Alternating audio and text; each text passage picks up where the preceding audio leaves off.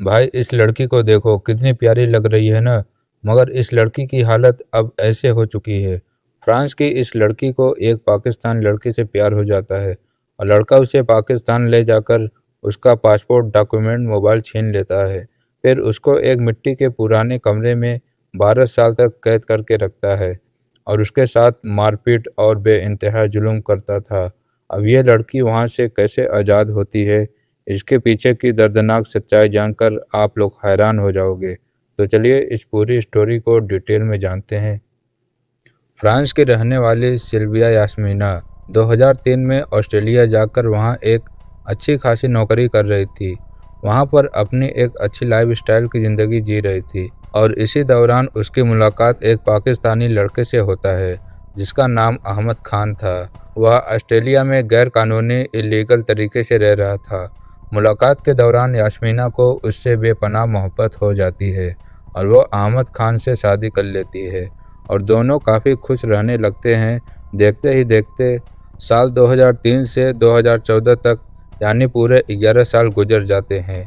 इसी दौरान यास्मीना और अहमद के दो खूबसूरत बच्चे होते हैं और दोनों बच्चों की परवरिश काफ़ी अच्छी से होती है और दोनों बच्चे अच्छे स्कूल में पढ़ रहे थे।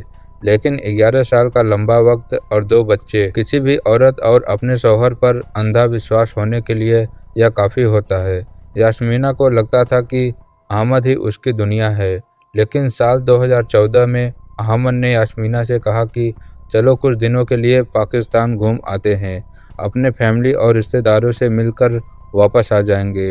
यास्मीना ने हंसते हंसते अपने हमसफ़र पर भरोसा किया और दोनों बच्चों को लेकर पाकिस्तान के लिए रवाना हो गई, यह सोचे बिना कि अब वो अपनी आज़ादी को हमेशा के लिए अलविदा कह रही है।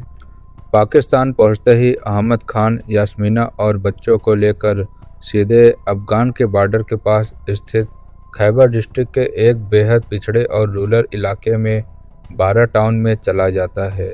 वहां पहुंचते ही अहमद खान के अंदर का शैतान जाग जाता है।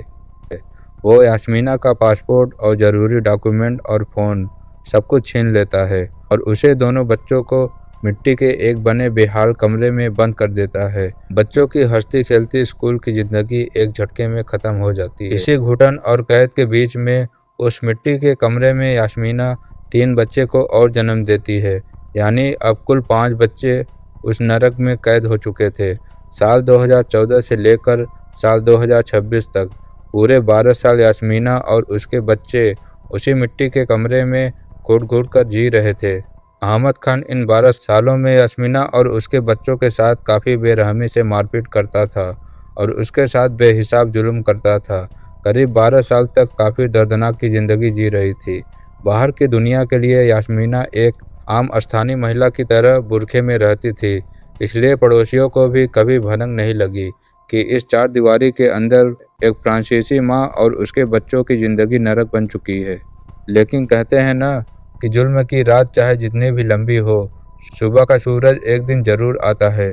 साल 2026 आते आते यास्मीना का सबसे बड़ा बेटा, जो काफ़ी समझदार हो चुका था, उसे अपनी माँ और भाई बहनों का यह दर्द नहीं देखा गया। जून के महीने में एक रात जब अहमद खान सो रहा था, उस बेटे ने अपनी जान दांव पर लगाई और चुपके से घर की बाउंड्री डालकर सीधे भागकर खैबर डिस्ट्रिक्ट के पास थाने पहुंच गया। रोते और हाँफते हुए लड़कों ने पुलिस वालों से कहा कि मेरी मम्मी फ्रांस की नागरिक है, मेरे अब्बू अहमद खान ने हमें 12 साल से एक मिट्टी के कमरे में कैद कर रखा है, वो हमें हर दिन मारते पीटते हैं, मुझे बचा लीजिए। बच्चे की बात सुनकर पुलिस अधिकारियों के पैरों की तले जमीन खिसक गई।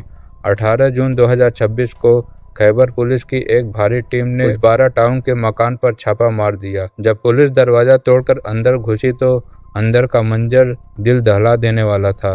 यास्मीना और उसके 5 बच्चे भूखे खौफ से कांप रहे थे।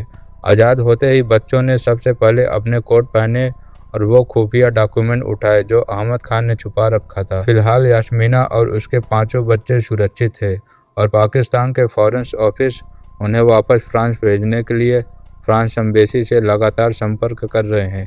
अब बहुत ही जल्दी यास्मीना अपने बच्चों के साथ अपने देश लौट जाएगी। लेकिन दोस्तों, इस रियल केस को सुनने के बाद दिल दहल जाता है। हम अक्सर कहते हैं कि किसी पर जल्दी भरोसा मत करो, लेकिन 11 साल का वक्त कोई जल्दी नहीं होता। 11 साल साथ रहने और बच्चे होने के बाद भी अगर कोई ऐसा करता है तो इंसान का भरोसा से विश्वास उठ ही जाता है। इसलिए आज के दौरान में बुजुर्गों की वो कहावत बिल्कुल सच साबित होती है कि विश्वास सब पर करो लेकिन अंधा भरोसा किसी पर मत करो। इस दर्दनाक कहानी पर आपकी क्या राय है? क्या अहमद खान को कौन सी सज़ा मिलनी चाहिए? कमेंट बॉक्स में ज़रूर बताएं। तो अगर ये स्टोरी आपके दिल को छू गई है तो वीडियो को लाइक करके चैनल को सब्सक्राइब करें। तो चलिए मिलते हैं अगली किसी और वीडियो में। जब तक के लिए आप अपना ख्याल रखें और सुरक्षित रहें। धन्यवाद।